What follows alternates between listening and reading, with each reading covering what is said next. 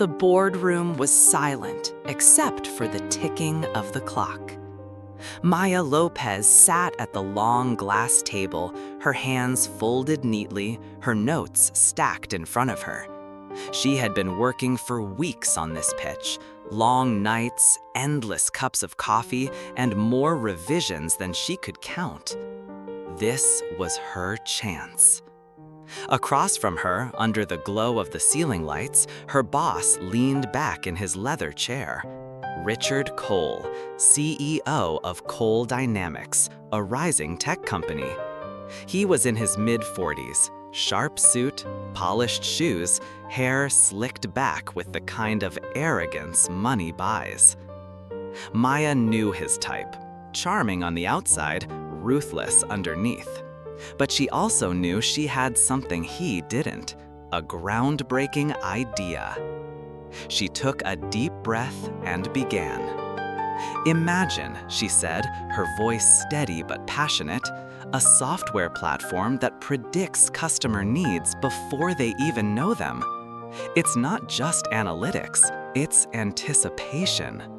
A system that learns, adapts, and guides businesses toward exactly what their clients will want, weeks, even months ahead. She clicked her remote. The screen lit up with graphics, numbers, charts she had carefully built. She explained how it worked, how the algorithms connected with real-world data, how businesses would save millions by staying ahead of demand.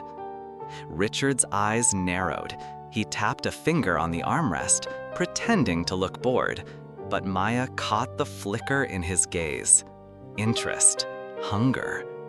By the time she finished, the room was buzzing. Other managers nodded, some whispered. It was obvious this was big. Well, Richard finally said, stretching like he had just sat through something tedious, that's interesting. Interesting, Maya thought. Her heart sank. She had poured her soul into this, and all he could muster was interesting? But she stayed composed. I believe this product could transform the industry. With the right funding, we could... Richard raised a hand, cutting her off. Thank you, Maya. We'll think about it. The meeting ended. Papers gathered, chairs scraped, people left. Maya walked out with her head held high, but inside she was uneasy. Something about Richard's tone, something about the way he looked at her slides. 2 weeks later, she got her answer. The company newsletter blasted across every employee's inbox. Bold headline: Cole Dynamics announces innovative new software platform. She clicked it. Her stomach twisted. It was her idea, word for word. Same features, same predictions, even the same taglines she had written on her slides. But her name was nowhere. Instead, the credit went entirely to Richard Cole. His photo smiled on the front page. The article praised his visionary leadership, his genius, his game-changing innovation. Maya's hands trembled as she read. Her idea, her months of work, stolen. She stormed into Richard's office. He was behind his desk, phone in hand, leaning back like a king. "You stole my idea," she said. Her voice shook with fury. Richard didn't even flinch. He ended his call, leaned forward, and gave her a smile that didn't reach his eyes. "Your idea?" he said smoothly. "Maya, you're an employee. Anything you create here belongs to the company, to me." "That's not true," she shot back. "I developed it on my own time. I even have the drafts on my personal laptop. You know this isn't yours." Richard's smile widened. "Be careful, Maya. Ambition is good, but arrogance?" He shook his head. "It's dangerous. Don't bite the hand that feeds you." She glared at him. "You'll regret this." He chuckled. "No, Maya, you will." The next months were torture. The software project moved forward, and every announcement, every press release, every interview featured Richard Cole as the brilliant mind behind it. Maya was sidelined, given meaningless tasks, and excluded from meetings she once led. Worse, whispers began circulating that she was difficult, uncooperative, not a team player.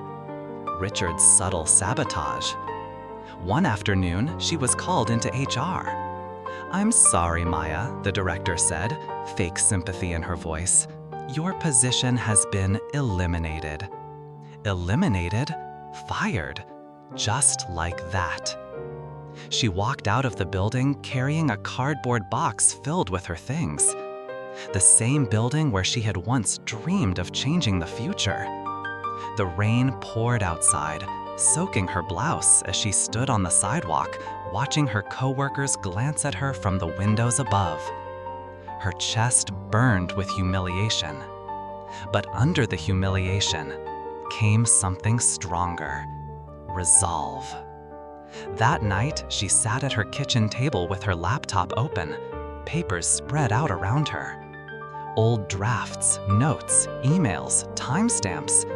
She gathered everything, proof that the idea had been hers long before Richard Cole ever touched it. She thought about the years she had given to that company, the sacrifices, the nights she stayed late while Richard was off at dinners and golf outings. He thought he could steal from her? He thought he could bury her? He was wrong. Maya whispered to herself, "I'll destroy him." And so it began. The first step was finding a lawyer. Not just any lawyer, but someone who specialized in intellectual property theft. After dozens of calls and rejections, she found one: Daniel Rivera. He was sharp, relentless, and had a reputation for tearing apart corporate giants. When she told him her story, he leaned back, steepling his fingers. "You've got a case," he said, "and a strong one. If your documentation is solid, we can not only prove ownership, but damages." "Damages?" Maya asked. Daniel's eyes gleamed. "Richard Cole made millions off your software, correct? If we win, he won't just have to admit the theft, he'll have to pay. A lot." For the first time in weeks, Maya felt a spark of hope.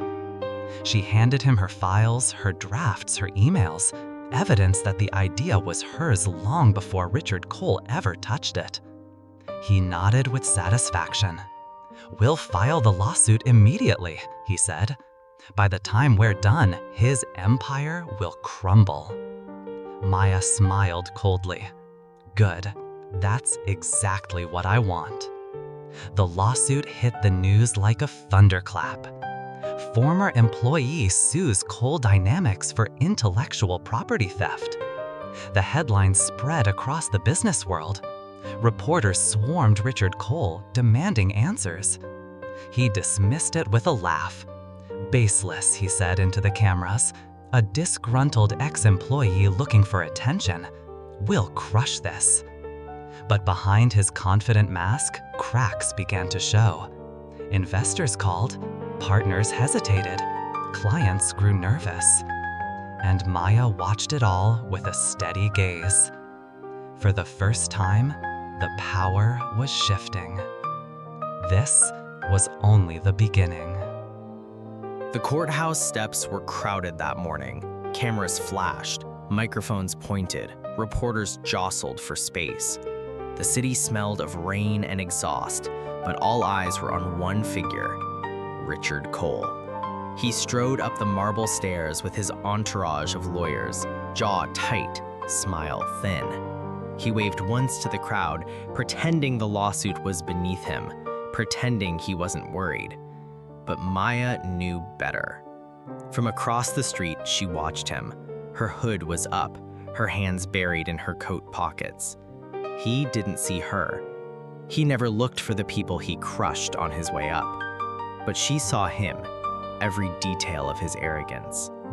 Soon, that arrogance would burn. Inside the courtroom, the air was heavy. The judge entered, robes flowing, and the bailiff's voice echoed, "All rise." Maya sat up a plaintiff's table beside Daniel Rivera. Her hands were clasped, but her eyes were steady. She wasn't here as the timid employee Richard once dismissed. She was here as a woman ready to tear down an empire. Richard sat opposite, flanked by 3 attorneys in expensive suits. He leaned back casually, flashing her a smirk, a performance for the jury. He wanted them to see him as calm, confident, unshakable. The trial began. Daniel rose first. His voice was smooth, deliberate. "Ladies and gentlemen of the jury, this case is about betrayal. It's about theft. My client, Maya Lopez, created something extraordinary. She developed an idea that could change an industry, and her boss, her mentor, stole it. He passed it off as his own. He built wealth and prestige on her genius while she was cast aside." Maya watched the jurors. Some frowned, some nodded slowly.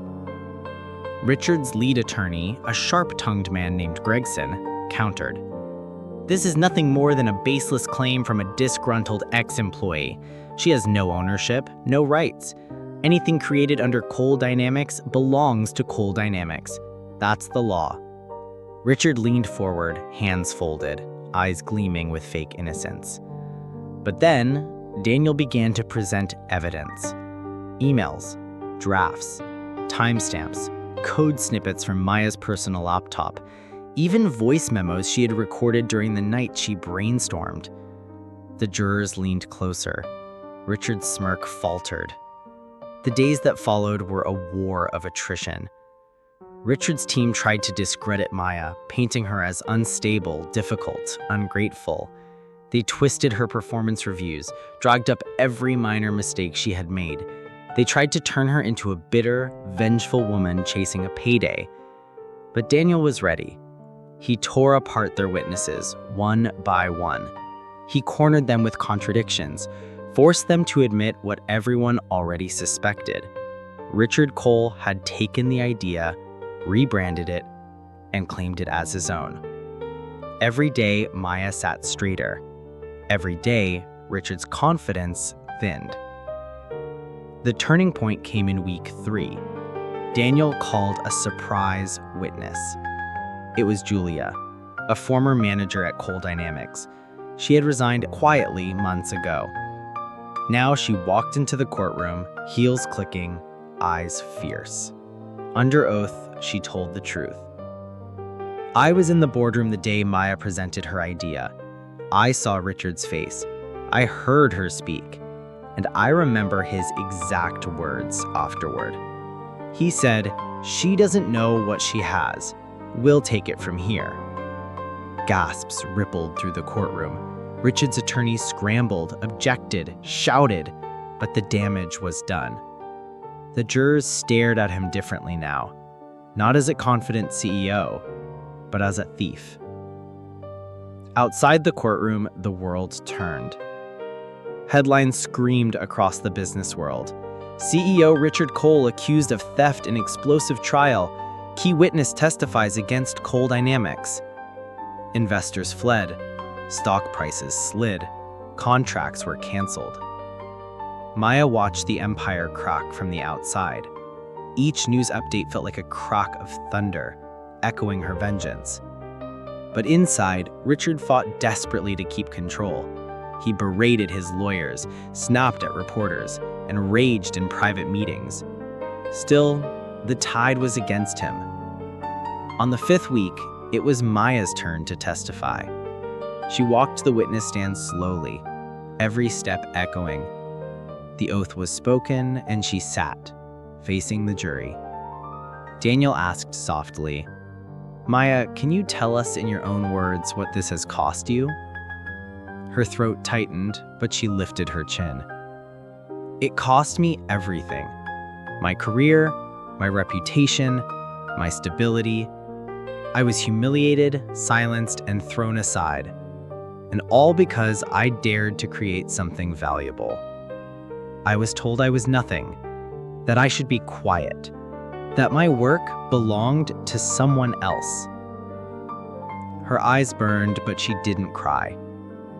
"And I am here," she finished, voice strong, "to prove that they were wrong." The silence afterwards was powerful. Some jurors blinked hard. One leaned forward, lips pressed. Across the room, Richard's mask cracked. His jaw clenched. His eyes burned with rage. He had lost control of the narrative. That night, Maya sat by her window overlooking the city. The lights flickered in the distance, the hum of traffic below. She whispered to herself, "This is just the beginning." Because she knew something Richard didn't. Daniel had uncovered deeper corruption inside Coal Dynamics. Falsified reports, hidden accounts, deals made in the shadows. If the lawsuit didn't finish him, the investigations would. And Maya intended to watch every piece of his empire turn to ash. By the 6th week, the tension reached its peak. Final arguments were made. Daniel's voice rang through the courtroom sharp as a blade. This is not just about stolen property. It's about power, about a man who thought he was untouchable and a woman he believed he could erase. But she refused to be erased. She fought back, and now it is your duty to deliver justice. The jury left to deliberate. Hours passed, and then they returned. The verdict was read. We find in favor of the plaintiff, Maya Lopez. The courtroom erupted. Reporters scrambled for quotes. Maya sat frozen, a hand to her mouth, the weight of victory crashing over her. Damages awarded, multi-millions, enough to cripple Coal Dynamics. Richard's face went pale. He stood, shaking his head, muttering, "No, no, this can't be happening." But it was. His empire, broken. His name, tarnished. His power, gone. And Maya, once the silenced employee, now stood as the woman who destroyed him. But for Maya, the story wasn't over. Because sometimes, revenge doesn't end with victory. Sometimes, it keeps going. The verdict still rang in Richard's ears like a gunshot. Guilty. Liable. Broken. Reporters swarmed as he left the courthouse. Microphones shoved in his face. Cameras flashing. "Mr. Cole, do you have a statement? Did you really steal the idea from your employee? Is Coal Dynamics finished?" He barked curses, shoved past them, and disappeared into the back seat of his black sedan. The door slammed, shutting out the chaos. But inside, there was no silence. His phone buzzed endlessly. Calls from investors, from board members, from people demanding answers he didn't have. His driver asked softly, "Home, sir?" "No," Richard snapped. "Just drive." The city blurred past the window. Neon lights, faces, headlines flashing his disgrace. For the first time in years, Richard Cole didn't feel like the master of the world. He felt hunted. Meanwhile, Maya stood outside the courthouse. The night air was cold, but she barely felt it. Cameras still lingered, flashes lighting up her face. Reporters shouted questions, but she gave no answers. Instead, she closed her eyes for a moment, letting the victory sink in. For months, she had been dismissed, silenced, humiliated. Now the world knew the truth. Her lawyer, Daniel, approached. "You did it," he said, a rare smile breaking his stern expression. That verdict, it wasn't just a win. It was a message. Maya opened her eyes, calm but resolute. This is only the beginning. Daniel tilted his head. You're not satisfied? I didn't come this far just to watch his company write a check, she said coldly. I want to watch it burn. Daniel studied her for a long moment. Then he nodded slowly. Then we'll burn it. The next weeks unfolded like the slow-motion collapse of a skyscraper. Coal Dynamics spiraled. The lawsuit had gutted its finances. Clients began to withdraw contracts. Partners hesitated. Rumors spread of fraud, of backroom deals, of a company built on lies. And then came the leaks. Documents surfaced in the press. Evidence of tax evasion, false reporting, bribes to secure government contracts. The media feasted on it. Investigators circled like sharks. Richard denied it all, but the walls closed in. The SEC opened an inquiry. A federal investigation followed. His board of directors called an emergency meeting. The men and women he once commanded like pawns now looked at him with thinly veiled disgust. You're toxic, one board member said, bluntly. We're bleeding money, another added. If we don't act, this company dies with you. Richard slammed his fists on the table. I am this company.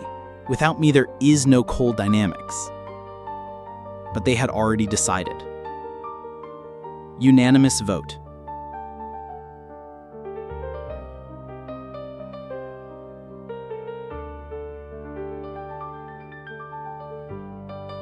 Richard Cole was a ghost. The man who once commanded boardrooms with a snap of his fingers now walked the streets unnoticed. The tailored suits were gone, replaced with jackets that didn't quite fit. His hair, once slicked back and polished, grew wild at the edges. He had tried to hold on. He fought in court. He begged investors. He even tried to start meetings with old allies. But one by one, they all turned their backs. His name was Poison. And poison spreads fast. The investigations grew sharper. Government agents tore through what was left of Coal Dynamics records. Fraud, embezzlement, offshore accounts, everything he thought he'd hidden now came crawling into the light.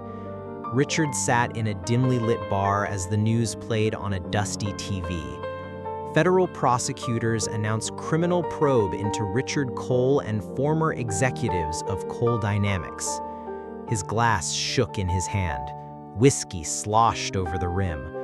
Around him, a few patrons whispered, pointing at him. He left before the whispers grew louder. Meanwhile, Maya's world expanded. Anticipatech was no longer just a company, it was a movement. The industry called her software revolutionary. Businesses lined up, eager to buy what she had built. In 1 year, she went from the woman no one listened to the name on everyone's lips. At a gala in New York, she walked into the ballroom in a midnight blue gown. The chandeliers sparkled, the crowd turned, cameras flashed. Investors, politicians, celebrities, all wanted to shake her hand, to be close to the woman who had dethroned a king. Daniel stood beside her, murmuring, "You're untouchable now." Maya raised a glass of champagne, eyes glinting. "No one is untouchable," she said. "Not even me. That's why I'll never be him." Her smile was sharp, but behind it she carried the memory of what had been taken from her. That night she walked out of Coal Dynamics with her things in a cardboard box. That humiliation had forged her into steel. But steel attracts fire. Richard tried to strike back. Late one night, an anonymous op-ed appeared online. The truth about Maya Lopez. It painted her as manipulative, ruthless, claiming she had seduced her way to power, claiming the lawsuit had been a scam. For a moment, the media buzzed with questions. But Maya was ready. She held a press conference. Calm, precise, devastating. "Lies," she said, simply, standing before the cameras, just like the man who spreads them. She presented evidence, clear, undeniable, that the article traced back to a PR firm still quietly funded by Richard. The crowd gasped. Headlines flipped instantly. Richard Cole caught in desperate smear campaign against Maya Lopez. The move backfired spectacularly. Richard's last attempt to control the story only deepened his ruin. By then, he had nothing left. His mansion was gone, his accounts frozen, his company dismantled piece by piece. One night, he stood on the edge of the city bridge, wind whipping around him, lights reflecting off the dark river below. For a moment, he thought about ending it. The water looked cold, peaceful. But he couldn't. Pride kept him alive, pride and one burning thought. Maya. She had destroyed him. She had everything. And though he had lost the war, he still longed for one final strike. Maya, unaware, continued building. Her company's headquarters rose like a monument of glass and steel in the city skyline. Inside, halls buzzed with young engineers, analysts, dreamers, people who saw her not just as a CEO, but as proof that resilience could win. At an all-hands meeting, she stood before them. "This isn't just a company," she said, her voice carrying across the room. "This is a promise that no idea is too small, that no voice will be stolen, that no one here will ever be silenced like I was." The room erupted in applause. Some had tears in their eyes. Maya looked out over them and thought, this is bigger than revenge. This is legacy. But Richard's shadow lingered. Late one evening, after a long day, Maya left her office. The parking garage was dim, echoes of her footsteps bouncing against concrete. She felt it before she saw him. Richard. He stepped out of the shadows, his face hollow, his suit rumpled, eyes burning with desperation. "Maya," he rasped, "we need to talk." Her security moved forward instantly, but she raised her hand. She wanted to hear him. Richard's voice cracked. "You took everything from me. Everything.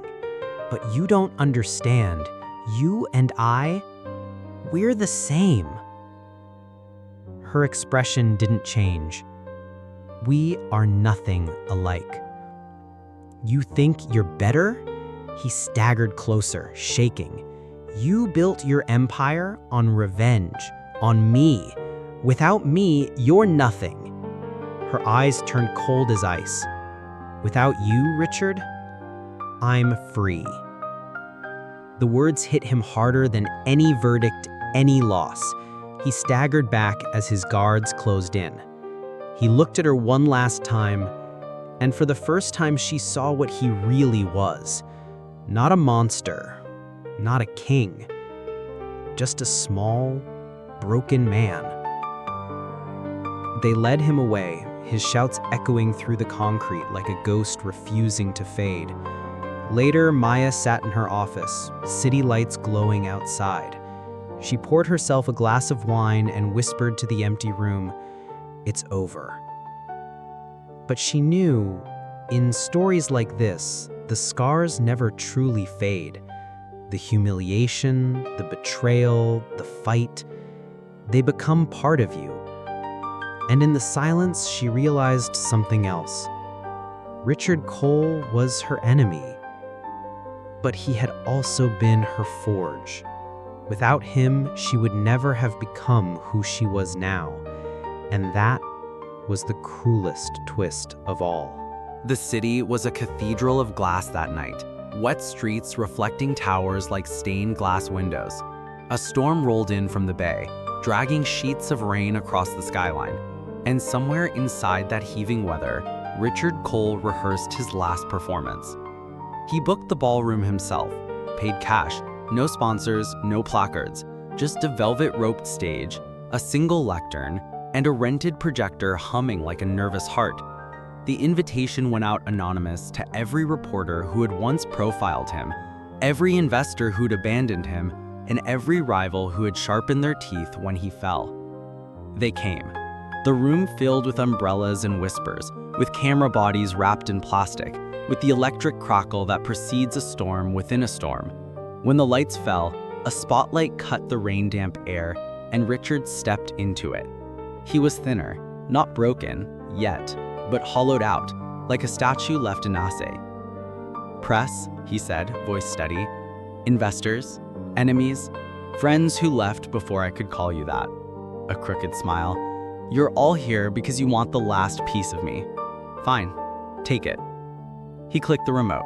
The screen behind him lit with folders, names, dates, wire transfers, shells inside shells. It was his empire skeleton turned inside out. "I built a machine," he said. "Not the software, a different one. A machine that ate truth and spat out profit. I told myself that was vision. It was rot." Murmurs rolled like thunder. Reporters edged closer, phones lifted. He flooded the room with proof. The offshore ladders, the falsified compliance letters, and the forged sign-offs that pushed bad deals through good doors. He did it calmly, clinically, like a surgeon narrating his own autopsy. "And then," he said, "I stole an idea." The name he didn't say filled the room anyway. Maya. The screen shifted to still images of press releases where he'd been crowned a genius. He stood with them flickering against his back like ghosts. He said, "She built it. I took it. I took everything I wanted because I believed the world had been built for me to take. That belief is a factory that makes men like me." He let that sit. "I'm shutting it down." Another click. Files beamed to inboxes around the room, to regulators, to courts. The projector threw a progress bar across his face like a prison window. Reporters' phones chimed in a manic chorus. "Tonight, I become what I should have been a long time ago. Accountable." Security at the back, unsure whose side they were on, froze. No one moved. The storm pressed its wet hands to the windows. A voice from the crowd, "Why now?" Richard looked at the questioner as if the man had asked about the weather. "Because the mirror got tired of lying to me. Because I am out of arguments and out of air. Because the only thing I can choose is the manner of my exit." His eyes lifted past the lights, past the cameras, to some point only he could see. "You will write that I confessed, that I was contrite. You will say you saw a man unravel. Maybe you did. But understand this, men like me don't fall. We jump." He set the remote down like a gavel. "Good night." He left through the stage door, into the wet dark. No one stopped him. They were too busy catching the papers fluttering from the ceiling vents, thousands of pages of his own making, loosed by a timer and the storm's draft, drifting down like a white blizzard of evidence. By the time the room realized the theater of it, he was gone. Maya watched a clipped stream on her office screen as the ballroom transformed into a feeding frenzy. Her team pinged her, breathless. "He dumped everything. To the feds, to the press, to us. It's over." She didn't answer first. On the glass wall of her office, the city ran with rain. She set the tablet down and pressed a palm to the cool pane. Fish should have felt triumphant. In a way it did. Justice rarely signed its own confession, but victory bore a weight she hadn't expected. The knowledge that the enemy at her gate had finally put down his sword, and the battlefield suddenly felt very quiet. Daniel called. "We'll validate the files. There's enough in that cache to salt the earth for a decade. Civil, criminal, the works." "Find him," she said, surprising herself. "Why?" "Because men like that turn the end into spectacle. And because I'm tired of watching his story write mine." She grabbed her coat. Richard moved through the city like a rumor. He cut through alleyways and across boulevards, ignoring honks and shouts, a man no longer subject to the rules of traffic or consequence. The rain pinned his hair to his forehead and washed the last polish from his face. At the river, the wind rose. The old steel bridge arched like a rib cage over block water. He stepped onto the pedestrian span, shoes slipping, hands open to the storm. The river below was a single sheet of hammered metal. He stopped in the middle and looked down. "Mr. Cole!" A security patrolman jogged towards him, breath fogging in the cold. "Sir, step back. Let's just talk, okay?" Richard turned, the rain turning his lashes into needles. He smiled, gentle, almost grateful. "Tell them that I've finally told the truth," he said softly. "Sir," but Richard was already stepping towards the rail, towards the place where city ended and current began. The patrolman reached him, fingers grazing wet fabric, and for an instant, Richard felt the warmth of another human hand. He closed his eyes and let go of it. The patrolman shouted. Somewhere tires squealed. A horn bellowed. The wind took everything else. The river swallowed its secret without a ripple. Headlines arrived with the morning like a row of closed doors. Richard Cole releases trove of evidence in midnight event. Disgraced CEO found in river after public confession. Regulators descend on coal dynamics, systemic fraud. Maya read them alone, in the blue hour before dawn. The office was a ship on a black sea, humming with empty power. She sat at the conference table where her team would soon gather and placed her phone face down. She felt no triumph now, only the afterimage of a man standing in rain, choosing the one power left to him, an ending. A knock. Daniel entered, soaked and unslept. He dropped into a chair and scrubbed his face with a towel. "The files are real," he said hoarsely. "Everything we suspected and worse. It'll shutter what's left. There'll be clawbacks, indictments.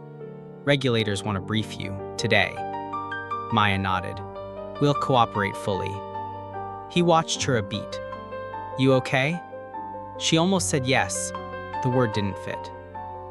"I'm done letting him be the measure of my days, but I won't celebrate a death." Daniel's shoulders eased. "Then let's make the story about the living." By noon, Anticipatech's atrium filled with employees clutching coffee and each other.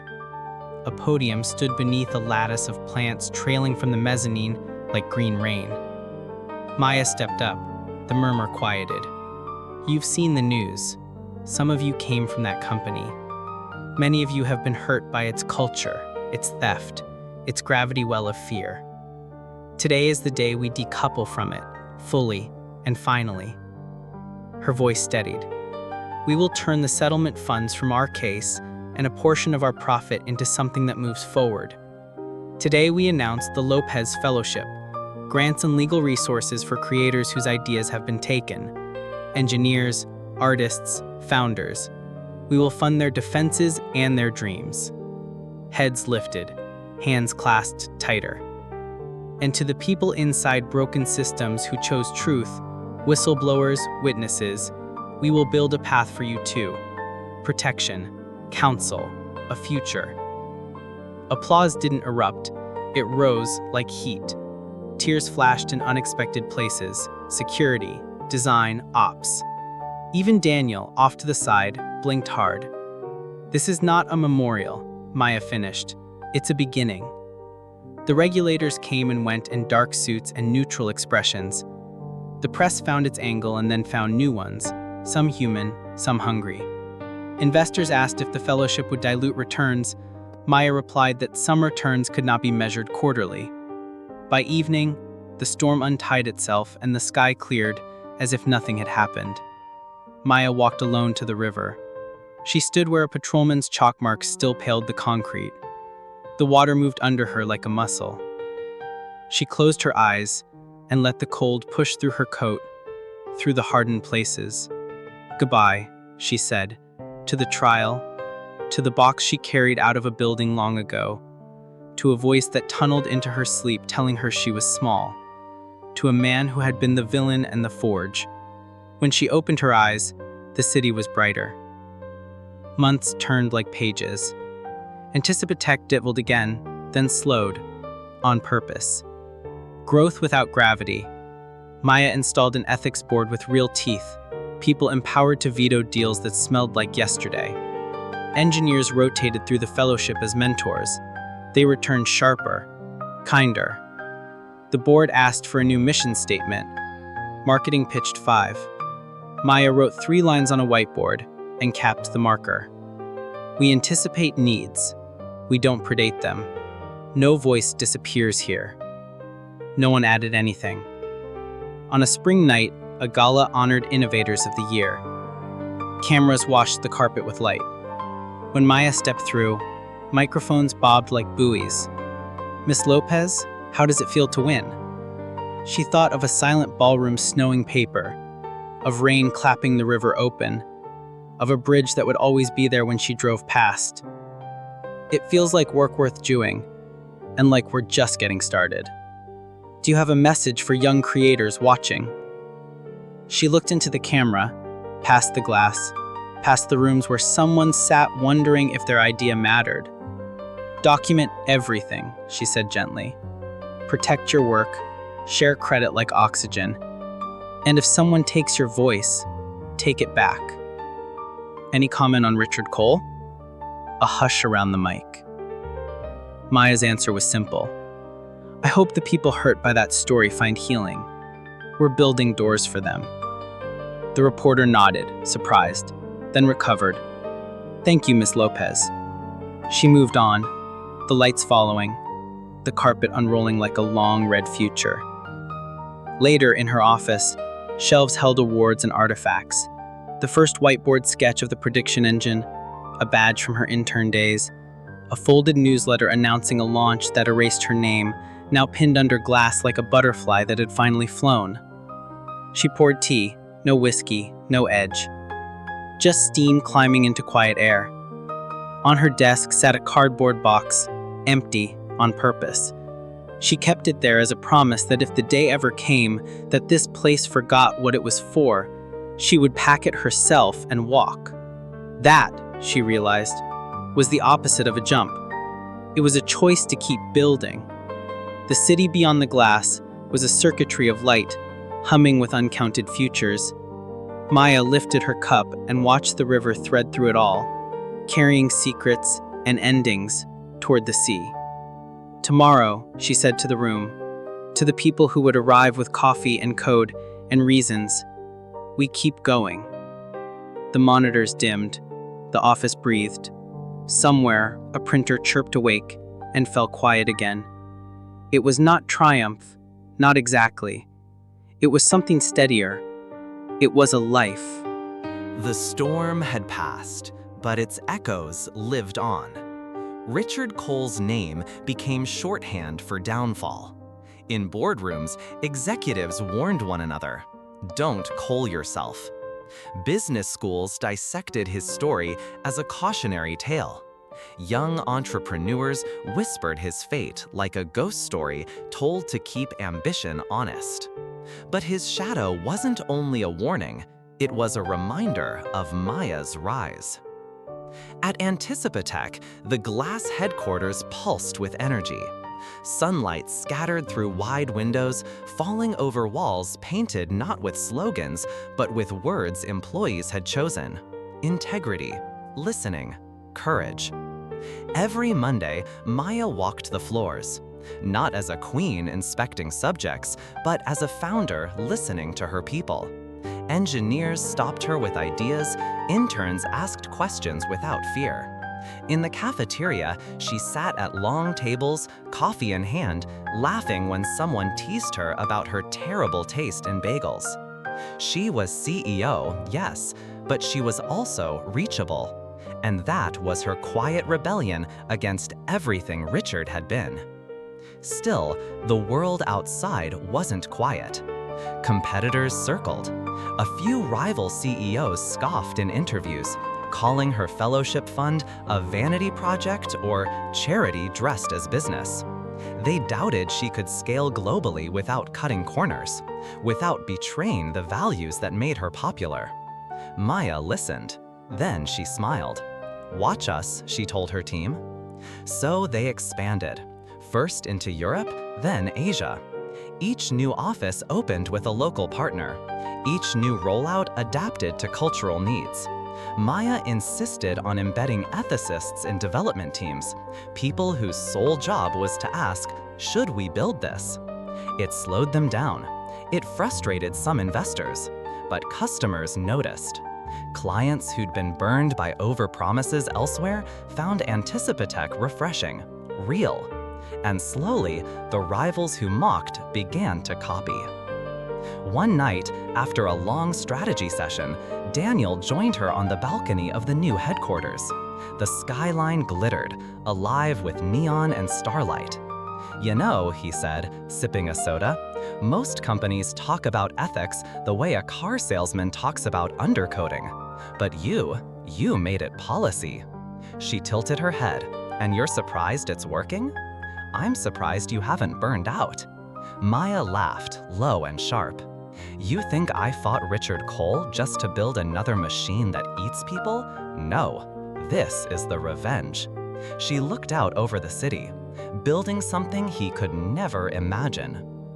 Daniel studied her a moment, then nodded. Fair enough. But Richard's ghost still found ways to speak. At conferences, panelists invoked his name as a punchline.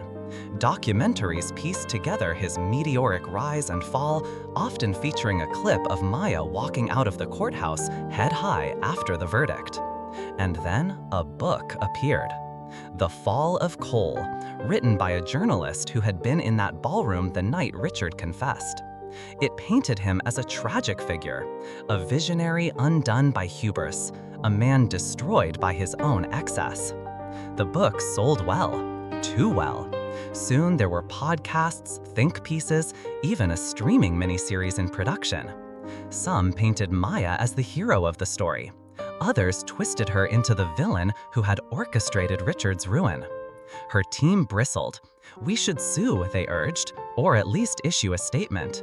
Maya shook her head. Why give ghosts more power? Let them tell their stories. We'll keep writing ours. Still, privately, it gnawed at her. Not because she doubted her choices, but because she knew how stories worked. Richard's ending was spectacular. Rain, bridge, river. His final performance would echo for years. People loved a man who fell dramatically more than a woman who built steadily. And that was the hardest revenge of all. Accepting that her quiet victories might never sparkle as loudly as his downfall. So she made them louder. When Anticipatech reached its 5-year mark, Maya announced something bold: the Open Future Project. It wasn't just software anymore. It was a coalition of universities, nonprofits, and businesses dedicated to using predictive tech for social good: healthcare access, disaster relief, climate forecasting. We've made businesses richer, she said at the launch. Now let's make lives safer. The world listened. Governments signed on. Volunteers lined up.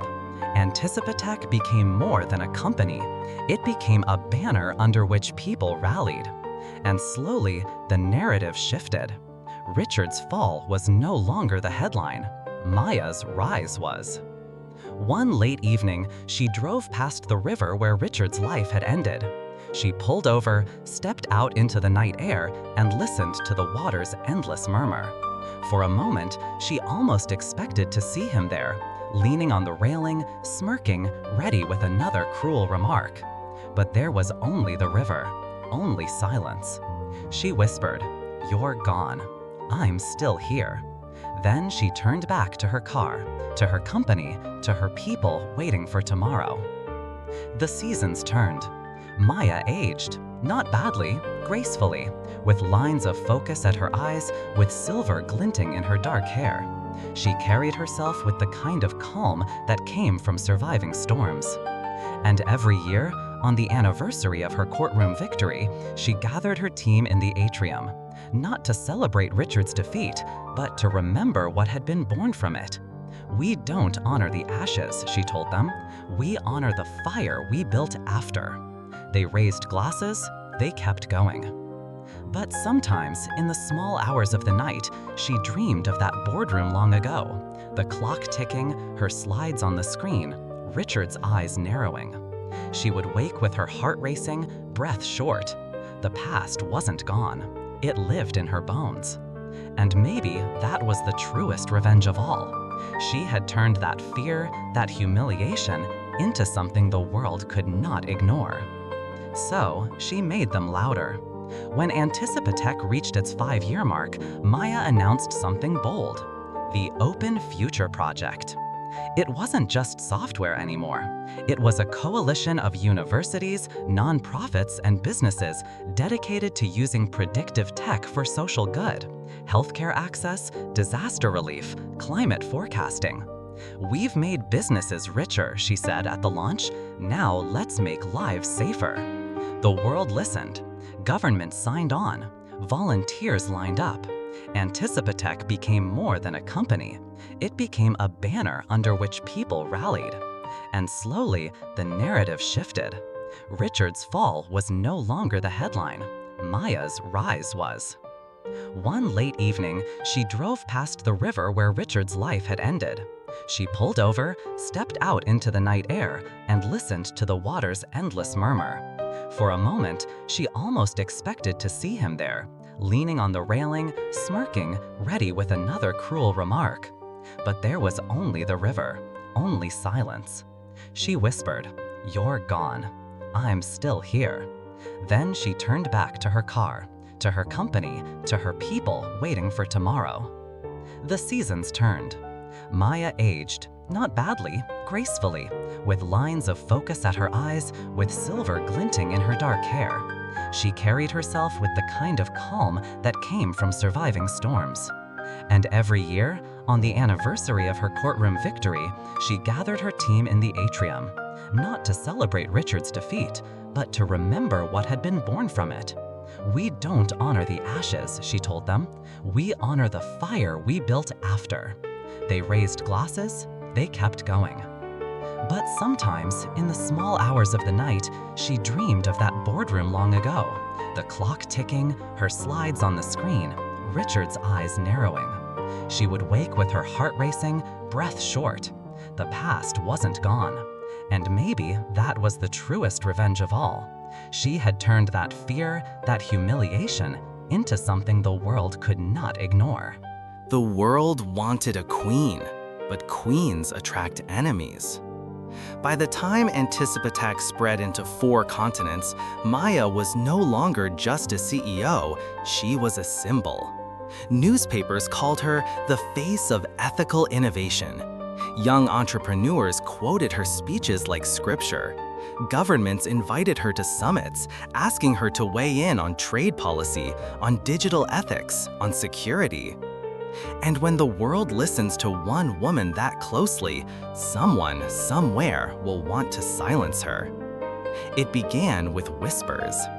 A data breach at a partner company in Berlin, files leaked to tabloids, trying to link Anticipatech to privacy violations.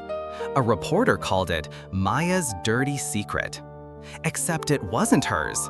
The breach traced back to a rival corporation, a desperate smear designed to dent her halo. Then came the sabotage. Servers fried in Singapore, a shipment of hardware intercepted in transit and found stripped, bugged. Daniel stormed into her office one night, throwing a file on her desk. "It's corporate espionage," he said. "Your rivals don't just want market share, they want you gone." Maya flipped through the photos, the forensics reports. She exhaled slowly. "Then we don't just defend, we expose." She called a press conference. Under the harsh glow of cameras, she didn't flinch. "Anticipatech has been attacked," she said, voice steady.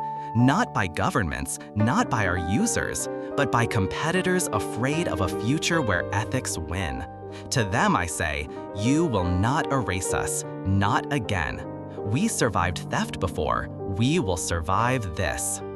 The crowd roared, headlines exploded, and somewhere in a corner office across the world, her rivals cursed. But attacks from outside weren't the only threat. power corrodes from within. One afternoon, her chief financial officer, an ambitious man named Keller, stormed into her office with a proposal. "We can double revenue in a year," he said. "All we have to do is license prediction models to advertisers. They'll pay billions." Maya's jaw tightened. "And what will they do with those models?" Keller shrugged. "Target people, sell more. That's business." "That's manipulation," Maya shot back. "That's the same machine Richard built." Keller leaned forward, eyes sharp. "You keep talking about ethics, but ethics don't keep the lights on. You think investors will stay patient forever? You think your halo will last when growth slows?" Maya stood, her voice cutting. "If you can't see that our strength is trust, then you don't belong here." Keller slammed the file shut and stormed out. Weeks later, he resigned, and rumors swirled that he had joined a competitor. Maya didn't chase him. She only watched the door close, her stomach heavy. She had learned this truth: betrayal is not always dramatic. Sometimes it walks quietly in broad daylight. Despite it all, Anticipatech endured. More than endured, it thrived. At an international forum in Geneva, Maya stood beside presidents and CEOs, speaking about the future of predictive technology. Cameras caught her every word, her calm authority. "Technology isn't destiny," she said. "It's a choice. And if we build it with greed, we chain ourselves. If we build it with empathy, we free ourselves." The hall erupted in applause. Her rivals scowled. But applause is loud, and in the quiet, darker voices stirred. That night, after the forum, Maya returned to her hotel suite. The window looked out over the lake, glittering in moonlight.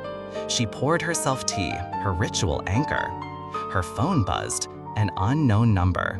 She answered, cautious. A voice crackled, low, distorted. "You think you can replace him?" Her blood chilled. "Who is this?" "Richard burned out," the voice hissed, "but there will always be more like him. You can't destroy the machine. The machine will destroy you." The line went dead. Maya stood in silence, the tea cooling in her hand. She whispered, "Watch me try." Weeks later, she returned home to find graffiti on the front of Anticipatech's headquarters. 3 words, sprayed in red across the glass: "Queens fall too." The cleaners scrubbed it before dawn, but Maya made them stop halfway. She left half of it visible, a scar on the building. When her team asked why, she said, "Because pretending enemies don't exist doesn't make them go away. We'll walk past this every day, and remember, vigilance is the price of power." But vigilance takes its toll. Late one evening, Daniel found her alone in her office, staring at the empty cardboard box she kept by her desk. "You haven't gone home in 3 nights," he said. "I'm fine." "No, you're not. You're doing what Richard did, living in this building, breathing its walls. You swore you wouldn't." Her eyes flicked to him, sharp. "The difference is, I'm not stealing from anyone. I'm building." Daniel sighed. "Maya, revenge made you strong. But if you keep letting it drive, it'll eat you too."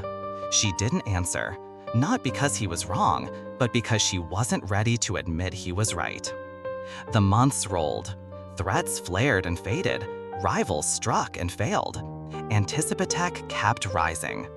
But in quiet moments, late nights, early mornings, Maya still felt the shadow of Richard Cole. Not the man, not the downfall, but the echo. A warning that power is always hungry. She stared at the skyline one night and whispered, "I will not become you." And in the silence, she almost thought she heard his laugh. Power changes the air. When Maya walked into a room now, conversations stopped. Reporters angled cameras, heads of state leaned forward. Anticipatech wasn't just a company, it was a force. And at its center, Maya Lopez was no longer the employee dismissed in a boardroom. She was a global name, a headline, a story. But power is double-edged. The higher you rise, the sharper the winds. It started with whispers in Washington. Some senators accused Anticipatech of becoming too influential. Maya's predictive models were now used in disaster response, supply chains, even healthcare policy. One company shouldn't hold this much sway, they warned. Meanwhile, in Beijing, regulators demanded source code access. In Brussels, privacy advocates argued that even ethical predictions could become surveillance. Maya found herself testifying before committees, fielding hostile questions, her every answer dissected for weakness. Miss Lopez, one congressman sneered during a hearing, "What makes you different from Richard Cole?" The room stilled. Cameras zoomed. Maya's gaze didn't waver. "What makes me different is simple. I don't hide what I build. I don't steal, and I don't believe the world belongs to me. Anticipatech exists to serve, not to own." The words trended globally. Applause flooded the hearing room, but behind closed doors, her advisors murmured, "Be careful. Governments don't like saints, they like partners." As if on cue, betrayal struck again. Late one night, Daniel entered her office with a folder. His face was pale. "It's Keller," he said, "the former CFO who'd walked out." "What about him?" "He's leading a rival consortium. They're building a clone of your system. And worse, they've secured backing from a coalition of governments who want to check your power." Maya opened the folder. Schematics, contracts, a press release draft. The headline read, "Global Alliance launches new prediction platform to counter Anticipatech." Maya leaned back, eyes cold. "So this is what they do when they can't destroy me. They build a weapon to rival me." Daniel's voice was grim. "And they'll use Keller as their figurehead, a man you fired, a man who'll say you're a hypocrite." Maya closed the folder. "Then we don't just beat them, we outlast them." But the assault didn't stop at competition. Weeks later, Anticipatech's servers suffered a coordinated cyber attack, the largest in its history. Systems crashed, predictions went offline, hospitals relying on their software scrambled. The media pounced. Is Anticipatech too big to fail? Lopez silent as blackout paralyzes networks. For 2 sleepless nights, Maya sat in the war room with her engineers. Coffee cups piled up, voices frayed. Finally, they identified the source, a state-sponsored group working through Keller's consortium. When the systems came back online, hospitals reported that lives had been saved, barely. But the cost wasn't just technical, it was trust. At a press conference, a reporter shouted, "Miss Lopez, your enemies say this proves one thing, that no single company should hold so much power. How do you respond?" Maya gripped the podium, eyes blazing. "I agree," she said. The crowd gasped. Cameras zoomed closer. No single company should hold this power. Not Anticipatech, not any rival. That's why, starting today, we will open source core elements of our technology. We'll share governance with a global council of stakeholders, from governments to communities. The announcement detonated across headlines. Investors panicked. Her rivals scoffed. Some called it suicide. But in homes, schools, and hospitals, ordinary people cheered, because it was the opposite of what Richard Cole would have done. Still, late that night, Maya sat alone in her office, staring at the river outside. Daniel entered quietly. "That was bold," he said. "Too bold, maybe." She smiled faintly. "Bold is how we survived." He sat across from her. "You gave up power today." "I gave up control," she corrected. "Not power. Real power isn't holding the future in your hand. It's making sure no one else can strangle it." Daniel studied her. Richard would have laughed at that. She turned back to the window. "Richard's gone, and I won't live my life arguing with his ghost." But the ghost wasn't finished. At the launch of the Global Council in Geneva, Maya stood before a hall of delegates. Flags lined the stage. Cameras streamed to millions. As she began her speech, the screens behind her flickered. For an instant, Richard Cole's face appeared. An old clip from a past interview, eyes gleaming with arrogance. The crowd gasped. The feed glitched, then restored. Maya didn't flinch. She raised her voice above the chaos. Let that be the reminder. Corruption haunts us if we let it. But today, we choose differently. We choose transparency. We choose trust. The applause thundered, louder than the sabotage. But as she left the stage, her hands shook. Even dead, Richard Cole found ways to intrude. That night, in her hotel room, Maya looked into the mirror. The woman staring back wore diamonds at her throat, power in her posture, but beneath it all, shadows lingered. She whispered, "This is bigger than revenge now." And for the first time, she wondered if she had finally outrun the story that began in that boardroom so long ago. The Global Council began with applause.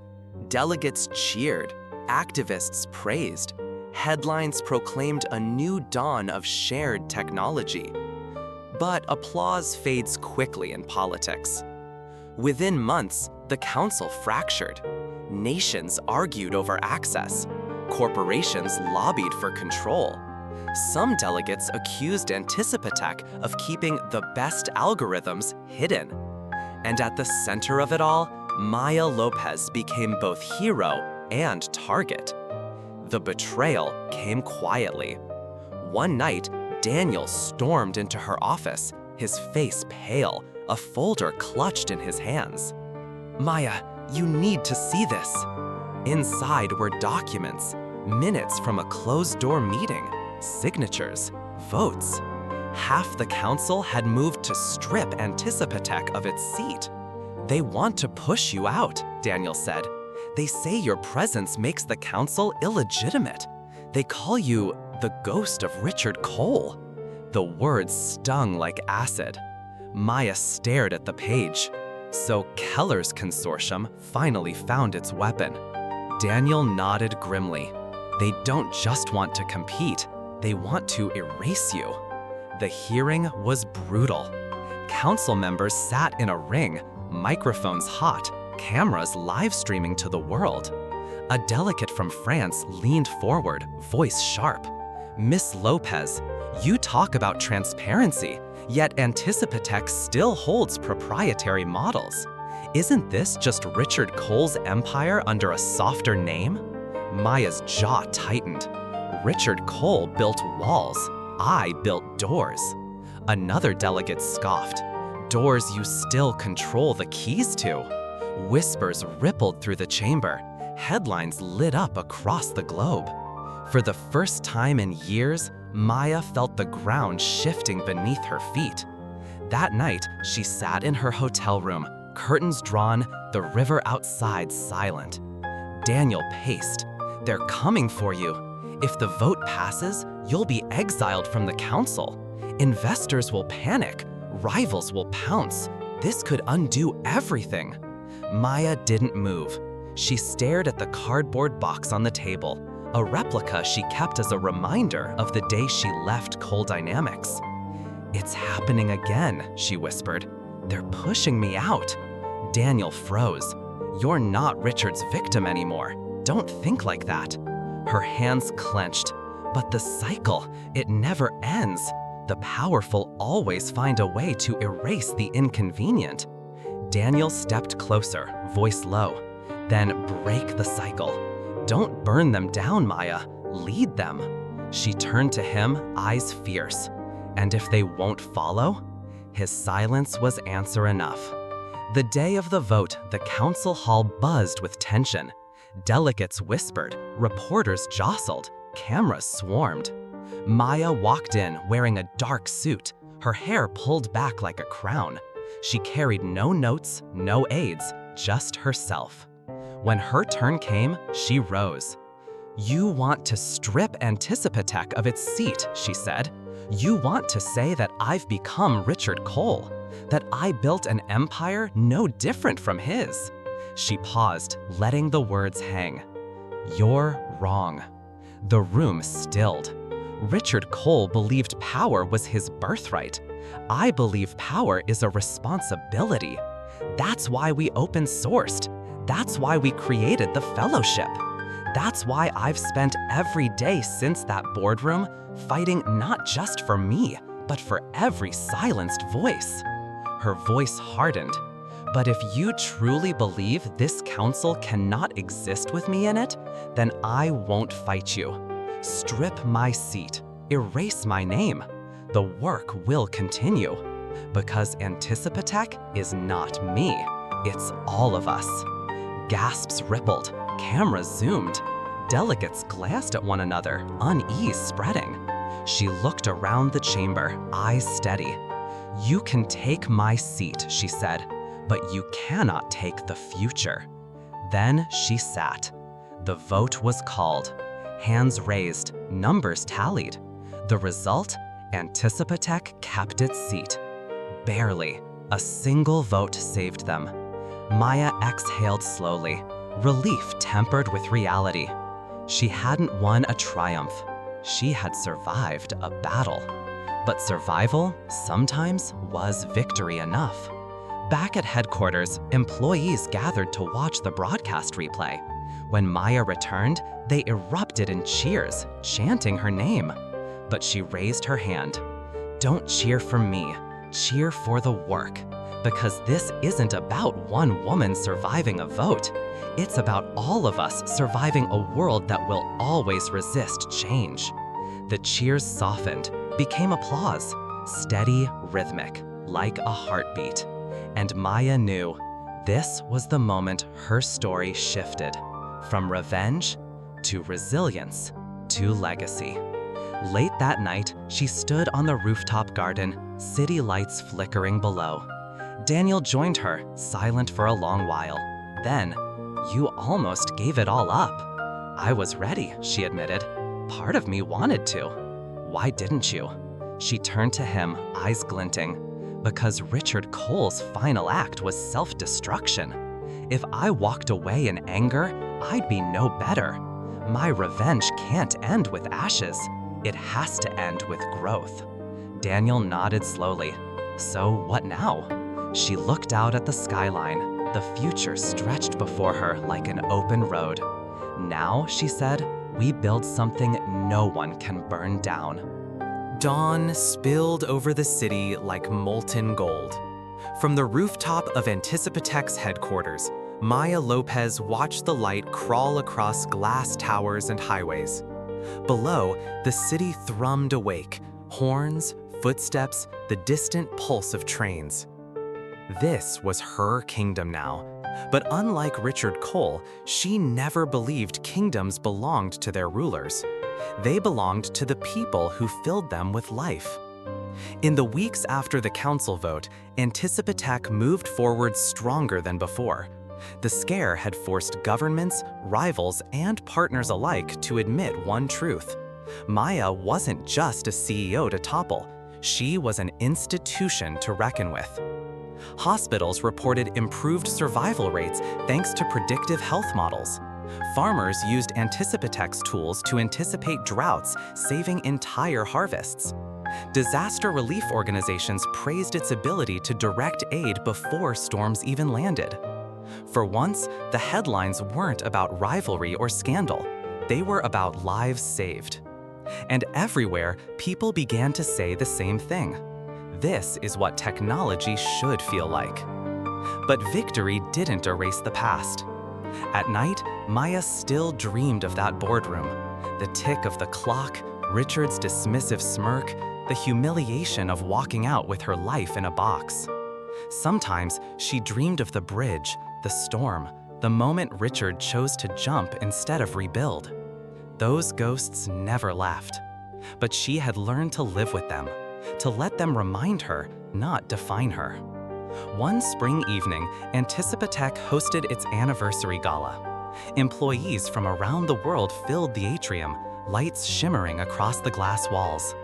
Maya stepped onto the stage in a simple black dress, no diamonds, no spectacle, just her. She looked out at the crowd, engineers, designers, managers, interns, janitors, the lifeblood of the company. 8 years ago, she began, I was told my ideas didn't matter, that anything I built belonged to someone else, that I should stay silent. A hush fell. Even those who'd heard the story leaned closer. I believed them for a time, but then I learned something. Silence is a choice, and so is rising. Tonight, as I look at all of you, I see what happens when voices are not erased. I see what happens when we build together. She raised a glass, to voices, to ideas, to the future. The atrium erupted, glasses clinked, cheers rose like thunder. And in the roar of it, Maya felt something she hadn't in years: peace. Later, Daniel joined her on the balcony, the city sparkling beyond. You know, he said, you could step back now, write your book, let others carry this forward. You've earned the rest. Maya smiled faintly. Maybe, one day, but not yet. I still have work. He tilted his head. And when the work is done? She thought of Richard's final act, his choice to let the river claim him. She thought of her own empty box, waiting in her office like a promise. When the work is done, she said softly, I'll leave by the front door, on my own terms. No jump, no fall, just a walk into the next chapter. Daniel raised his glass. That's the difference, isn't it? Yes, she said, clinking hers against his. That's the difference. The years rolled forward like a tide. Maya aged, but her fire didn't fade. She mentored new leaders, passed down not just code, but conviction. She built scholarships, incubators, fellowships for dreamers whose ideas might otherwise be stolen. One evening, much later, she returned to the river. The bridge still arced over the dark water. The current whispered, endless. She stood at the railing, the wind tugging her hair, and whispered into the night. You made me stronger, Richard, but you'll never own me again. The river swallowed her words, carrying them into forever. On her final day at Anticipatech, years later, Maya carried nothing but her coat and her empty box. Employees lined the halls as she walked toward the doors, clapping softly, respectfully. She smiled at them all, faces she'd lifted, voices she'd amplified, ideas she'd protected. At the threshold, she turned once, looked at the empire she had built. Then she stepped outside, into the sunlight, free. And somewhere, in the future she had carved from betrayal and fire, the story of Maya Lopez would live not as a tale of revenge, but as proof that sometimes the best revenge is not destruction, but creation.